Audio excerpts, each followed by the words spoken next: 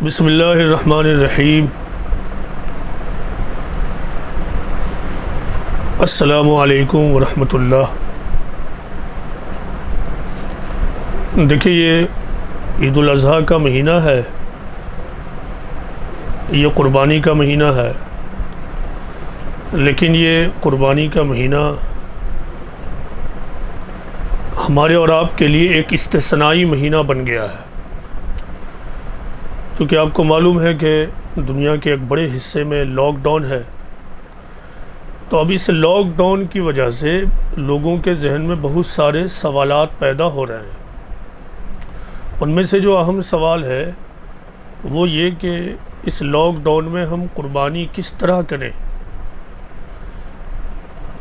کیا ہمارے لیے کوئی اور آپشن بھی ہے؟ اس موضوع پر ہمارے ساتھیوں سے بات چیت ہو رہی تھی، تو اب سے تقریباً 20 سے 25 دن پہلے میں نے اپنی اوپینین اپنے سینٹر کے ممبرز اور ٹیم کے لیے دے دیا تھا۔ اس کے بعد کچھ دوسرے علماء کی بھی اوپینین سامنے آئی اس حوالے سے، جس سے اطمینان بھی ہوا۔ لیکن پھر میری نیس نے، یعنی سسٹرس ڈاٹر نے، مجھ سے اس حوالے سے دوبارہ سوال کیا۔ اس کا نام ہے سلویا ارشاد۔ اس نے مجھ سے یہ سوال کیا کہ مما، ہم لوگ اس لاک ڈاؤن میں ہیں اور کرونا وائرس کا پینڈیمک ہے، تو کیا ایسا نہیں ہو سکتا ہے کہ ہم قربانی کے جانور کو خریدنے کے لیے ہم باہر نہیں جائیں، یعنی جانور کی قربانی پیش نہ کریں؟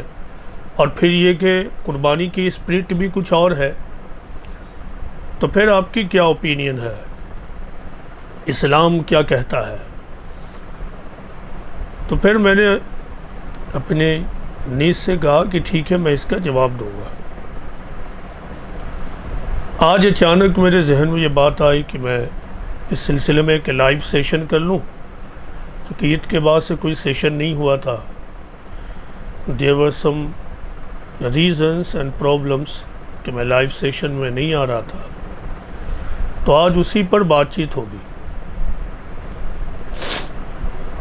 لیکن اس سے پہلے کہ موجودہ صورتحال میں قربانی ہم کس طرح کریں، یا یہ کہ اسلام کا اس میں کوئی فارمولہ ہے، کوئی فلیکسیبلٹی ہے یا نہیں ہے، اس پر بات چیت کریں، ہم پہلے قربانی کی اسپرٹ پر بات چیت کریں گے۔ دیکھیے، روایتوں سے یہ معلوم ہوتا ہے کہ پیغمبر اسلام محمد صلی اللہ علیہ وسلم کے ساتھیوں نے، یعنی کمپینینس آف پروفٹ محمد نے، ایک مرتبہ آپ سے پوچھا کہ یا رسول اللہ، ما هذه الاضاحی، یعنی اے اللہ کے رسول، یہ قربانی کیا ہے؟ پروفٹ آف اسلام نے کہا کہ سنت ابیکم ابراہیم، یہ تمہارے باپ ابراہیم کی سنت ہے۔ یہ حدیث رسول ہمیں بتا رہی ہے کہ قربانی کیا ہے، قربانی کی حقیقت کیا ہے۔ قربانی کی حقیقت یہ ہے کہ یہ سنت ابراہیم ہے، لہٰذا یہ حدیث بتا رہی ہے کہ جب تک ہم پیغمبر ابراہیم علیہ السلام کی زندگی سے واقف نہیں ہوں گے، تب تک ہم یہ نہیں سمجھ سکتے ہیں کہ قربانی کی حقیقت کیا ہے، قربانی کی اسپرٹ کیا ہے، ہم یہ نہیں سمجھ سکتے ہیں۔ لہٰذا سب سے پہلے ضروری ہے کہ ہم پروفٹ ابراہیم کی لائف کو فوکس کریں، اس کی اسٹڈی کریں۔ پروفٹ ابراہیم کی لائف کا خلاصہ یہ ہے کہ اب سے تقریباً 5000 سال پہلے پروفٹ ابراہیم کا ایڈونٹ ہوتا ہے، آپ کی بعثت ہوتی ہے۔ پروفٹ ابراہیم پر پروفٹ ہود کا ایک سلسلہ یا ایک فیز مکمل ہوتا ہے۔ جس زمانے میں پروفٹ ہود حضرت ابراہیم کی بعثت ہوئی، اس زمانے میں چاروں طرف شرک کا ماحول تھا، ہر طرف شرک کا ماحول تھا۔ پروفٹ ابراہیم کو ہسٹوریکل ریکارڈ کے مطابق تقریباً 175 سال کی عمر ملی۔ اس 175 سال میں ہسٹری کے مطابق پروفٹ ابراہیم نے اپنا سب کچھ خدا کے کاؤز کے لیے جھونک دیا۔ آپ نے، آپ کی فیملی نے، بالخصوص حضرت اسماعیل اور حضرت ہاجرہ، ان لوگوں کو لے کر آپ نے ڈیوائن کاؤز کے لیے اپنا سب کچھ لگا دیا، اور اس بات کی کوشش کی کہ آپ کے معاصرین تک خدا کا یہ پیغام پہنچا دیا جائے۔ مگر تاریخ یہ بتاتی ہے کہ حضرت ابراہیم علیہ السلام کو بہت زیادہ آبسٹیکلز کو فیس کرنا پڑا۔ اس آبسٹیکلز کو دیکھتے ہوئے پروفٹ ابراہیم نے ایک نئی پلاننگ کی۔ اس پلاننگ کے تحت اپنی فیملی کو آپ نے مکہ میں بسایا۔ قرآن و حدیث کے مطابق وہ پلاننگ یہ تھی کہ حضرت اسماعیل کے ذریعہ ایک نئی نسل تیار ہو، تاکہ وہ نسل اس قابل ہو کہ خدا کی راہ میں اسٹرگل کرتے وقت جو بھی آبسٹیکلز آئیں، جو بھی رکاوٹیں آئیں،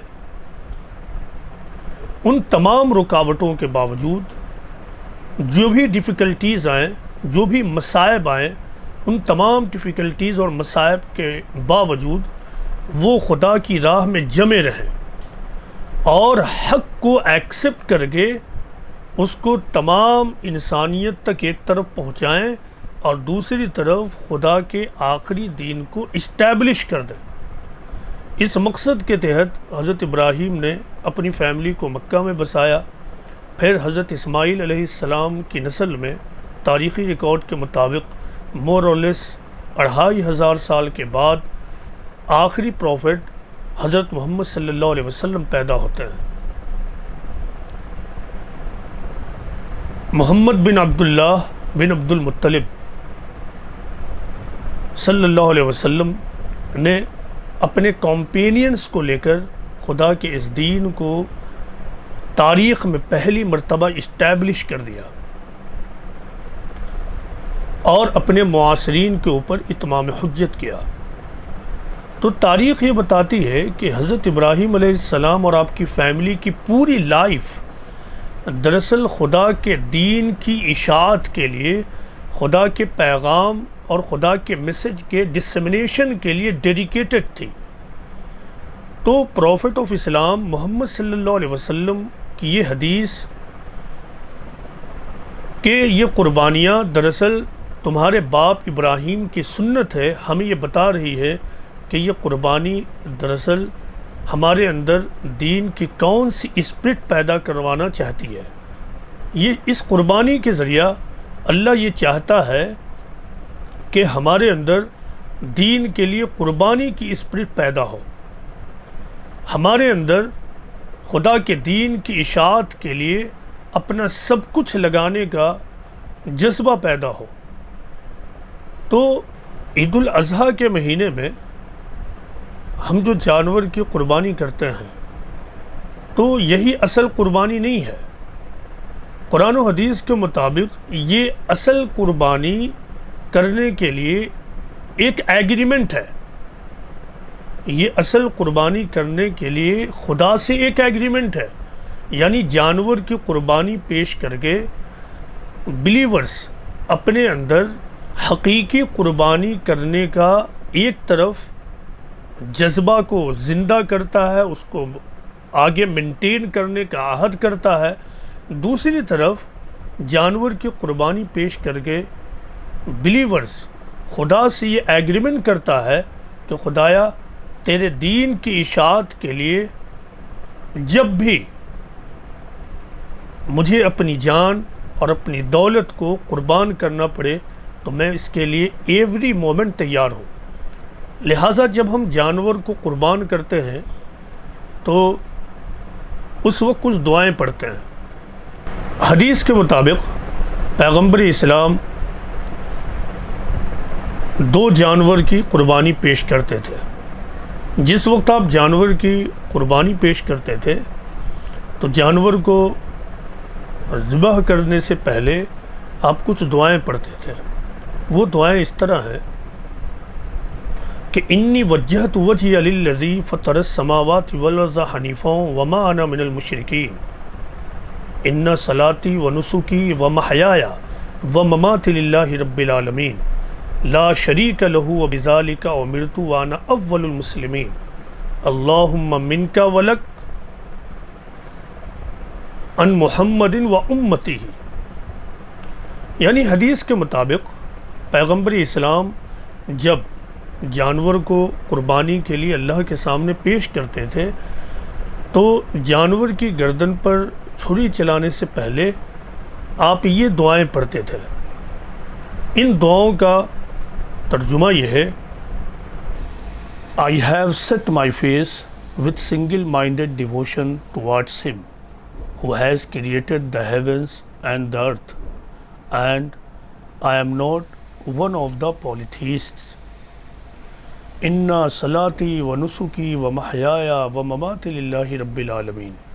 My prayer and my sacrifice and my life and my death are all for God, the Lord of the worlds. لا شریک لہ وبذالک امرت وانا اول المسلمین. He has no partner, so am I commanded, and I am the first of those who submit. میں نے یکسو ہو کر اپنا رخ اس کی طرف کر لیا جس نے آسمانوں اور زمین کو پیدا کیا ہے، اور میں شرک کرنے والوں میں سے نہیں ہوں۔ میری نماز اور میری قربانی اور میرا جینا اور میرا مرنا سب اللہ کے لیے ہے، جو رب ہے سارے جہاں کا، اس کا کوئی شریک نہیں، اور مجھے اسی کا حکم ملا ہے، اور میں سب سے پہلے فرما بردار ہوں۔ یہ دعائیں پڑھ کر پھر پیغمبر اسلام کہتے ہیں: اللہم منکا ولک، O God, it is from you and is given to you on behalf of Muhammad and his nation. یعنی خدایا یہ تو نے دیا اور میں اسے تیرے ہی سپرد کرتا ہوں، میری طرف سے اور میری امت کی طرف سے۔ قربانی سے پہلے پیغمبر اسلام کی یہ دعا ہمیں قربانی کی اسپرٹ بتا رہی ہے کہ بلیورز جانور کی قربانی پیش کرتے وقت اس بات کا دوبارہ عہد کرتا ہے کہ خدایا میں نے اپنے آپ کو پوری طرح تیرے آگے سرنڈر کر دیا ہے۔ قرآن کی آیت کی انی وجہت وجہی للذی، کہ میں نے اپنے چہرے کو اس کی طرف کر لیا، تو اس کا مطلب کیا ہے؟ اس کا مطلب یہ ہے کہ میں نے اپنے پورے وجود کو تیرے آگے سرنڈر کر دیا ہے، خدا کے آگے سرنڈر کر دیا ہے، اور میں مشرکین میں سے نہیں ہوں، یعنی میں خدا کے علاوہ کسی اور کو شریک نہیں ٹھہراتا ہوں۔ اب خدا جس کے ساتھ جو میرا رب ہے اس کے سامنے میں نے اپنے آپ کو سرنڈر کر دیا۔ اب وہ جو مجھے حکم دے گا میں اسے کروں گا، اور جس سے وہ مجھے روکے گا میں رک جاؤں گا۔ لہٰذا خدا نے مجھے قربانی کا حکم دیا تو میں قربانی کر رہا ہوں، اور خدا سے یہ عہد کر رہا ہوں کہ خدایا میں اپنے آپ کو تیرے حوالے کرتا ہوں، میں اپنے آپ کو تیرے حوالے کرتا ہوں۔ جانور کی قربانی کرتے وقت ایک بلیور خدا سے یہ کہتا ہے کہ خدایا میری نماز، میری قربانی، میرا جینا اور میرا مرنا سب کچھ تیرے لیے ہے، سب کچھ تیرے لیے ہے۔ اور آخری بات جو وہ کہتا ہے اللہم منکا ولک، خدایا یہ تو نے دیا اور میں اسے تیرے سپرد کرتا ہوں۔ تو یہ دعائیں بتاتی ہیں کہ قربانی کی اسپرٹ کیا ہے، قربانی کی روح کیا ہے۔ قربانی کی روح یہ ہے کہ ایک بندہ اپنے آپ کو خدا کے دین کی اشاعت کے لیے ہر وقت تیار رکھے، خدا کے دین کی راہ میں قربانی کے لیے اپنا سب کچھ لگانے کو ہر وقت وہ تیار رہے۔ جانور کی قربانی کوئی اصل قربانی نہیں ہے، بلکہ جانور کی قربانی اصل قربانی کی علامت ہے، سمبول ہے۔ جانور کی قربانی کر کے ایک بلیور اصل قربانی کرنے کا عہد اور کمٹمنٹ کرتا ہے۔ تو یہ ہے قربانی کی اسپرٹ اور روح۔ اب یہ سوال ہے کہ موجودہ لاک ڈاؤن میں ہم جانور کی قربانی کیسے کریں، جبکہ لاک ڈاؤن میں باہر نکلنا مشکل ہے، تمام مارکیٹس کلوزڈ ہیں۔ تو کیا دین اسلام ہمارے لیے کوئی اور راستہ بھی تجویز کرتا ہے؟ تو دیکھیے، حقیقت میں قربانی کے عمل کا کوئی بدل نہیں ہے، قربانی کے عمل اور پریکٹس کا کوئی الٹرنیٹیو نہیں ہے، اور قربانی کا یہ عمل شریعت اسلامی میں بہت زیادہ اہم ہے۔ نہ صرف شریعت اسلامی میں بلکہ دنیا کے تمام مذاہب میں قربانی کا عمل ایک روپ یا دوسرے روپ میں مانا جاتا رہا ہے اور آج بھی مانا جاتا ہے۔ لیکن سوال یہ ہے کہ لاک ڈاؤن میں کیا اسلامی شریعت میں کوئی فلیکسیبلٹی نہیں ہے؟ تو قرآن و حدیث پر غور کرنے سے اور صحابہ کے عمل پر غور کرنے سے یہ معلوم ہوتا ہے، یعنی صحابہ کا جو قربانی کے معاملے میں طریقہ رہا ہے اس پر غور کرنے سے یہ معلوم ہوتا ہے کہ بلا شبہ اس معاملے میں ہمیں رعایت ہے، اس معاملے میں رعایت ہے۔ تو قرآن و حدیث پر غور کرنے سے ہمیں یہ معلوم ہوتا ہے کہ اگر لاک ڈاؤن میں ہمارا نکلنا مشکل ہے، آسانی سے ہمارے لیے قربانی کرنے کو جانور اویلیبل نہیں ہے، تو پھر ہمیں یہ چاہیے کہ قربانی کی رقم کو جو ہم نے قربانی کے لیے طے کر رکھا ہے، متعین کر رکھا ہے، اس قربانی کے پیسے کو ہم غریبوں کے لیے استعمال کریں، دعوت دین کے لیے استعمال کریں۔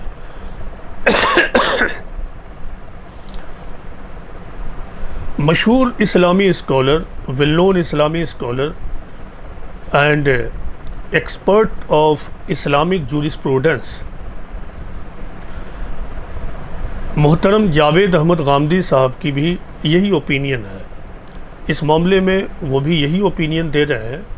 وہ کہتے ہیں کہ موجودہ لاک ڈاؤن میں جبکہ نکلنا مشکل ہے اور پھر جانوروں کو خریدنے میں اس بات کا بھی خطرہ ہے کہ بیماری اور پھیلے، پھر مارکیٹ خود لگ نہیں رہے، تو بھارت جیسے ملک میں جہاں مارکیٹ اوپن نہیں ہے یا اس طرح کی کوئی بھی جگہ ہے، تو ہمیں اسلامی شریعت میں یقیناً رعایت ہے اور اس رعایت کو ہمیں استعمال کرنا چاہیے۔ البتہ جن لوگوں کے پاس جانور اویلیبل ہیں، جانور ان کو آسانی سے مل رہا ہے، تو وہ جانور کو حاصل کر سکتے ہیں اور ضرور قربانی کریں۔ لیکن جب جانور آسانی سے اویلیبل نہیں ہے تو اسلامی شریعت کی روشنی میں ہم یہ کہہ سکتے ہیں کہ ہم قربانی کے اس پیسے کو غریبوں کے لیے استعمال کریں، یعنی قربانی کو چھوڑ کر ہم غریبوں کے لیے وہ اس پیسے کو استعمال نہیں کریں، بلکہ چونکہ قربانی کرنا ممکن نہیں ہے، جانور کی قربانی کرنا فی الوقت ممکن نہیں ہے، تو اس لیے ہم اس پیسے کو دوسری مد میں یعنی غریبوں کے لیے اور دعوت دین کے لیے استعمال کریں۔ صحابہ کے عمل سے یہ معلوم ہوتا ہے، حضرت ابوبکر، حضرت عمر، حضرت عثمان، حضرت علی رضی اللہ عنہم وغیرہ کی پریکٹسز سے معلوم ہوتا ہے کہ قربانی کے عمل کو وہ سنت تسلیم کرتے تھے، یعنی آج جس طرح ہم قربانی کے عمل کو واجب سمجھتے ہیں، وہ قربانی کے عمل کو واجب نہیں بلکہ سنت سمجھتے تھے۔ روایتوں سے معلوم ہوتا تھا کہ ان کا یہ عمل اس لیے تھا تاکہ امت اس کو اپنے اوپر واجب نہ سمجھ لے اور یہ نہ سمجھے کہ اس میں ہمیں کسی بھی موقع سے کوئی رعایت موجود نہیں ہے۔ تو ان تمام چیزوں کو سامنے رکھتے ہوئے یہ معلوم ہوتا ہے اور موجودہ صورتحال میں بھارت جیسے ملک میں جو صحیح آپشن معلوم ہوتا ہے وہ یہ ہے کہ ہم جانور کی قربانی سے پرہیز کریں، تاکہ نہ تو ہم لا بریچنگ کے مرتکب ہوں، یعنی نہ تو ہم قانون شکنی کریں، نہ ہماری وجہ سے کوئی پرابلم پیدا ہو ملک میں، بلکہ ایک طرف ہم ملک کے قانون کے ماننے والے باشندہ بھی بنے رہیں اور دوسری طرف خدا کے دین پر بھی عمل کرنے والے بنے رہیں۔ تو موجودہ صورتحال میں دین اسلام ہمیں اس بات کی اجازت دیتا ہے کہ ہم موجودہ صورتحال میں اگر جانور کی قربانی نہیں کر سکتے ہیں تو پھر ہم اس پیسے کو غریبوں کے لیے استعمال کریں، یا اس پیسے کو 2 حصوں میں تقسیم کر دیں، ایک حصہ غریبوں کو دیں اور دوسرا حصہ دعوت دین کے لیے استعمال کریں، کیونکہ قربانی کی اصل اسپرٹ جو ہے وہ خدا کے دین کے لیے قربانی کا جذبہ ہی پیدا کرنا ہے۔ لہذا اس پیسے کا جو صحیح استعمال ہو سکتا ہے وہ وہی ہے، غریبوں کے لیے اور دعوت دین کے لیے۔ اس سلسلے میں ایک اور اہم بات ہے وہ یہ کہ جن لوگوں کے لیے قربانی کرنا آسان ہے انہیں بھی یہ جاننا چاہیے کہ ایک فیملی میں اگر 10 لوگ ہیں تو شریعت یہ نہیں کہتی ہے کہ 10 آدمی کی طرف سے قربانی کو پیش کیا جائے، بلکہ سنت رسول اس معاملے میں یہ ہے، یعنی پروفٹ آف اسلام کا طریقہ یہ رہا ہے کہ آپ ہمیشہ حدیث کے مطابق 2 جانور کی قربانی پیش کرتے تھے۔ ایک جانور آپ اور آپ کی فیملی کی طرف سے ہوتا تھا اور دوسرا جانور آپ کی امت کی طرف سے ہوتا تھا۔ لہٰذا ہمیں یہ جاننا ہے کہ اصل قربانی کیا ہے۔ اصل قربانی بعد کے زمانے میں مسلمانوں کے درمیان قربانی کی روح اٹھ گئی، قربانی کے مقاصد مسلمانوں کی نظر سے اوجھل ہو گئے، لہٰذا عام طور سے مسلمانوں نے یہ سمجھ لیا کہ عید الاضحیٰ کے مہینے میں جانور کی قربانی ہی اصل قربانی ہے۔ انہوں نے کانشیسلی یا ان کانشیسلی یہ سمجھ لیا کہ عید الاضحیٰ کے مہینے میں جو ہم جانور کی قربانی کرتے ہیں یہی اصل قربانی ہے، حالانکہ قرآن و حدیث کے مطابق اصل قربانی جانور کی قربانی نہیں ہے، بلکہ جانور کی قربانی اصل قربانی کا محض ایک سمبول ہے، یعنی جانور کی قربانی کر کے ہم خدا سے اصل قربانی کرنے کا ایک ایگریمنٹ کرتے ہیں۔ تو اگر ایک آدمی عام طور سے جو آدمی کی معاشی حالات ہوتے ہیں اس روشنی میں دیکھیے کہ اگر ایک آدمی اپنے سارے پیسے کو جانور کی قربانی میں خرچ کر دے اور اس کے بعد پورے مہینے میں اس کے پاس یا تو پیسے اویلیبل نہیں ہوں یا پھر وہ سوچے کہ میں نے اصل قربانی تو کر لیا، یہ دونوں باتیں درست نہیں ہیں۔ ہمیں اصل قربانی کو سمجھنا ہے، اسی لیے سنت رسول کی پیروی کرتے ہوئے ایک فیملی کی طرف سے ایک جانور کی قربانی کافی ہے۔ لہٰذا جو لوگ ایک جانور سے زیادہ قربانی کرنے کا پریکٹس کرتے ہیں انہیں چاہیے کہ موجودہ صورتحال میں بالخصوص وہ اپنے زائد جانور کی قربانی کے پیسے کو وہ غریبوں کے لیے استعمال کریں۔ یہاں ایک بات اور میں عرض کر دوں کہ جو لوگ یہ کہتے ہیں کہ قربانی کے عمل میں پیسہ ضائع ہوگا یا ضائع ہوتا ہے تو کیوں نہ ہم اس کو چھوڑ کر ہم اس پیسے کو غریبوں کے لیے استعمال کریں، تو ان کا یہ لاجک درست نہیں ہے۔ دنیا میں رہتے ہوئے ایک انسان کے بہت سارے ریلیشنز ہوتے ہیں، ایک آدمی کا ریلیشن اس کی فیملی سے ہے، ایک آدمی کا ریلیشن اس کے ملک سے ہے، اسی طرح ایک آدمی کا ریلیشن اس کے خدا سے ہے۔ تو ایک ملک میں رہتے ہوئے آپ دیکھتے ہیں کہ ہم بہت ساری ایکٹیویٹیز کرتے ہیں محض ملک کے لیے، ملک کی گلوری کے لیے، ملک کی گلوری کو بڑھانے کے لیے، اپنی ہسٹری کو یاد کرنے کے لیے، فار ایگزامپل 15 اگست 26 جنوری، تو ان موقعوں پر ہم بے تحاشا پیسہ خرچ کرتے ہیں پورے ملک بھر میں، ہر ملک میں یہ ہوتا ہے۔ وہاں ہم میں سے کوئی نہیں کہتا ہے کہ اس پیسے کو بچا کے غریبوں کے لیے استعمال کریں۔ اسی طرح سماج میں ہر والدین اپنے بچوں کی شادی کے لیے بے تحاشا پیسہ خرچ کرتا ہے، تو جو فضول خرچ ہے اس کو آپ بچائیں۔ جانور کی قربانی دراصل اسی لیے ہے کہ ہمارے اندر قربانی کا جذبہ پیدا ہو، تو آپ جانور کی قربانی کے پیسے کو ہی کیوں غریبوں کے لیے استعمال کرنا چاہتے ہیں؟ آپ اپنے اندر قربانی کا جذبہ پیدا کیجئے، کیونکہ اللہ تعالیٰ کی تعلیم کے مطابق، قرآن کے مطابق، کسی بلیور کے پاس جو دولت ہے وہ اس لیے نہیں کہ وہ اپنے لیے استعمال کرے، وہ اس لیے کہ اپنی ذاتی ضرورت کے علاوہ اپنی دولت کو وہ انسانیت کے لیے خرچ کرے۔ تو آپ اپنی دولت کو انسانیت کے لیے خرچ کیجئے۔ قرآن و حدیث کے مطابق سچا بلیور وہ ہے جو اپنی ذاتی اخراجات میں کمی کر کے، اپنے پرسنل ایکسپنسز میں کمی کر کے وہ دوسروں کے لیے خرچ کرتا ہے، دوسروں کے لیے خرچ کرتا ہے۔ لیکن ہمارا حال یہ ہے کہ ہم اپنی پرسنل ایکسپنسز میں کوئی کمی نہیں کرنا چاہتے ہیں، اور جو خدائی رسپانسبلٹیز ہیں ان میں کمی کر کے ہم چاہتے ہیں کہ دوسرے کام کاج کو کریں۔ تو یہ رویہ اور یہ ایٹیٹیوڈ اسلامی ٹیچنگ کے مطابق درست نہیں ہے۔ قرآن کے مطابق وَيَسْأَلُونَكَ مَاذَا يُنْفِقُونَ قُلِ الْعَفْوَ، یعنی جب کمپینینس آف پروفٹ نے پروفٹ آف اسلام سے یہ سوال کیا کہ اللہ کے رسول ہمیں کیا خرچ کرنا چاہیے، کیا زکوٰۃ ہی انف ہے؟ تو اللہ تعالیٰ نے آیت ریویل کی کہ وَيَسْأَلُونَكَ مَاذَا يُنْفِقُونَ قُلِ الْعَفْوَ، وہ پوچھتے ہیں کہ کیا خرچ کریں، کہہ دو جو ضرورت سے زیادہ ہے۔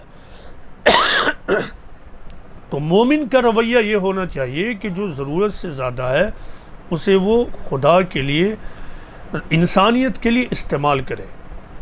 بہرحال یہ سوال میرے خیال سے کلیئر ہو چکا ہوگا کہ اگر اس لاک ڈاؤن میں ہمارے لیے جانور اویلیبل نہیں ہے تو قربانی جو ہمارے اوپر ضروری ہے، سنت ہے، فقہا کے نزدیک یہ واجب ہے، فقہا کے نزدیک یہ واجب ہے، تو اس قربانی کو تو ہم نہیں چھوڑ سکتے۔ البتہ یہ ہے کہ جانور کی قربانی نہ کر کے ہم دوسری طرف سوئچ کر سکتے ہیں، یعنی جانور کی قربانی کی رقم کو، قربانی کرنے کے لیے جو رقم ہم طے کریں اس رقم کو دو حصوں میں تقسیم کریں، ایک حصہ غریبوں کو دیں اور دوسرا حصہ آپ دعوت دین کے لیے استعمال کریں۔ یہ موجودہ صورتحال میں لاک ڈاؤن میں ہمارے لیے اسلامی شریعت کے مطابق فارمولہ ہے، لہٰذا لاک ڈاؤن میں جانور کو حاصل کرنا مشکل ہو رہا ہے، تو اس میں آپ میڈ نہ ہو، پریشان نہ ہو، ڈسٹرب نہ ہو، بلکہ خدا کے دین میں ہمیشہ فلیکسیبلٹی موجود ہے۔ خدا کے دین میں اور اسلام کی یہی خاصیت ہے کہ ہر موقع سے اور ہر صورتحال کے لیے یہاں فلیکسیبلٹی موجود ہے۔ یہاں میں ایک بات اور عرض کر دوں کہ جو لوگ یہ کہتے ہیں کہ کسی بھی صورتحال میں ہمیں جانور ہی کی قربانی پیش کرنی ہے، تو بلا شبہ وہ غلطی پر ہے، اور ان کا یہ کہنا کہ اگر ہم موجودہ صورتحال میں عوام کو یہ رعایت دے دیں کہ ہاں ٹھیک ہے جانور کی رقم کو آپ غریبوں کے لیے استعمال کریں، تو پھر رفتہ رفتہ ان کی عادت لگ جائے گی۔ تو عرض یہ ہے کہ یہ جو موجودہ صورتحال میں لوگوں کو جو رعایت دینے کی بات ہے، یہ کوئی مستقل رعایت دینے کی بات نہیں ہے۔ مسلمانوں کو یہ سمجھنا چاہیے کہ قربانی کا عمل ایک مستقل عمل ہے، اسے ہمیں ہر حال میں کرتے رہنا چاہیے۔ اصل یہ ہے کہ اصل سوال یہ ہے کہ کیا اضطراری حالت میں اور پینڈیمک سچویشن میں اسلامی شریعت میں کوئی راستہ موجود ہے یا نہیں ہے؟ تو یقیناً راستہ موجود ہے، ہم دوسرا آپشن لے سکتے ہیں۔ صحابہ کا قربانی کے معاملے میں جو طریقہ کار ہے اس سے بھی ہمیں یہ نمونہ ملتا ہے۔ تو اللہ تعالیٰ سے یہ دعا ہے کہ اللہ تعالیٰ ہمیں قربانی کی حقیقت کو سمجھنے کی توفیق عطا فرمائے۔